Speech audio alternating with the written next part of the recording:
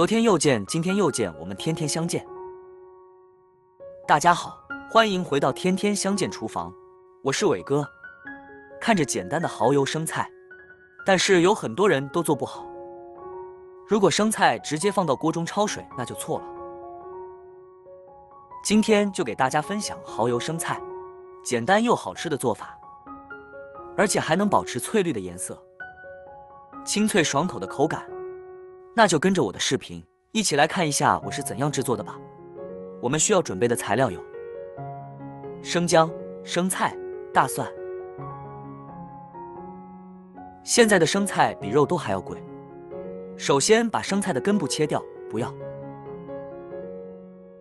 生菜根部切掉之后，我们能快速的把生菜给它打散开，完全不要我们自己动手摘。把切好的生菜一片一片的给它打开，生菜全部打散开之后，方便我们下一步的清洗。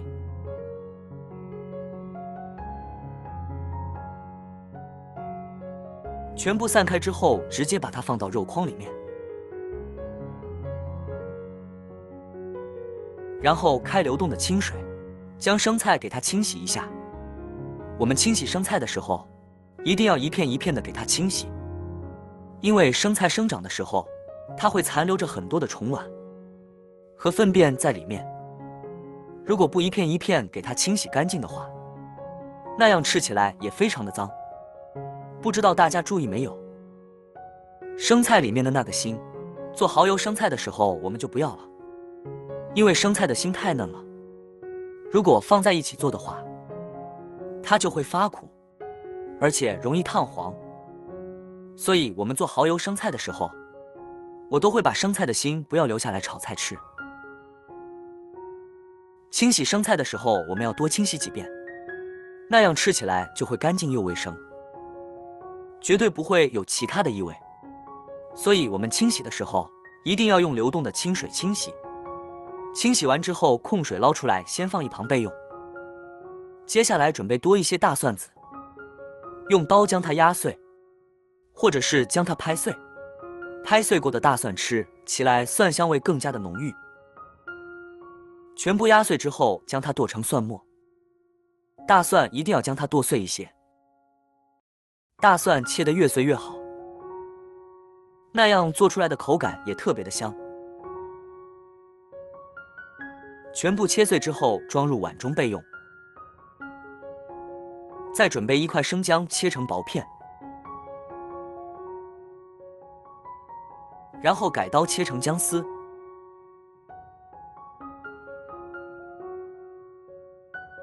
最后切成姜末，姜末也将它切细一些。全部切好之后，装入碗中备用。接下来再准备一口锅，加入适量的清水，然后开大火把水烧热。趁烧水的时间来调个料汁，一大勺蚝油，一大勺生抽，再加入1小勺白糖，少量的胡椒粉，1勺玉米淀粉，倒满1小碗清水，然后用小勺子将它搅拌均匀，把蚝油搅拌化开。提前调个料汁，是为了我们炒菜更加的方便。搅拌均匀之后，先放一旁备用。现在锅里的水已经烧至50度了，再加入一点食用油，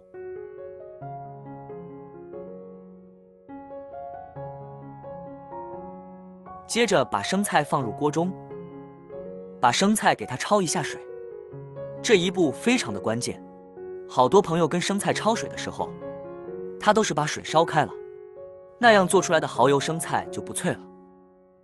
因为生菜本身就可以生吃，如果你烫得太熟的话，吃起来就没有那个清脆感，而且一点都不好吃。把生菜烫成5分熟，我们就用漏勺一片一片的给它夹出来。这个时候的生菜是最好吃的，也是最嫩的。如果时间烫得太久，就会老掉，那样的口感就不清脆了。全部捞出来控水，然后将生菜一片一片摆入盘中。前几天好多网友留言告诉我，为什么我做的蚝油生菜翠绿又不发黄？那是因为你没有掌握技巧。因为生菜下锅以后，好的人焯水太久，所以生菜的颜色就会发黄，一点都不翠绿，吃起来也没有生菜的口感。亲爱的朋友们，视频你都看到这里了，如果我的视频对你有帮助的话，就伸出您发财的小手给我点个赞呗。制作视频不易，您的每一个点赞和留言都是我前进的动力，感谢大家一直对我的支持与鼓励。接下来起锅，加入少量的食用油，油热之后把姜蒜末放入锅中，开中小火把姜蒜末炒香，炒出蒜香味来，这一步也是非常的关键。好多人炒蒜末的时候都是开大火翻炒，那样会把蒜末炒焦，而且炒出来有一股烧焦的味道，所以味道就变了。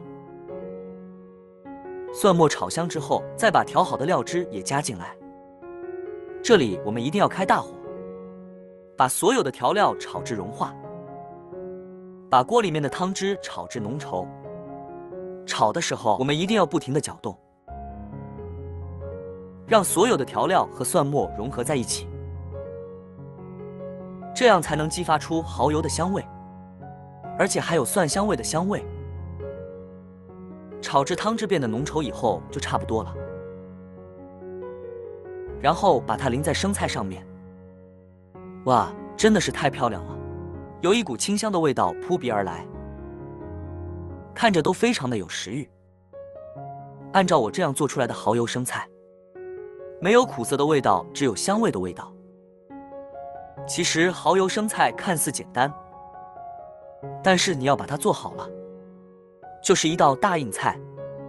其实想要把蚝油生菜做好，只要掌握以下几点，你也能做出比酒店还要吃的蚝油生菜，而且做出来清脆爽口，也保持了生菜原版的味道。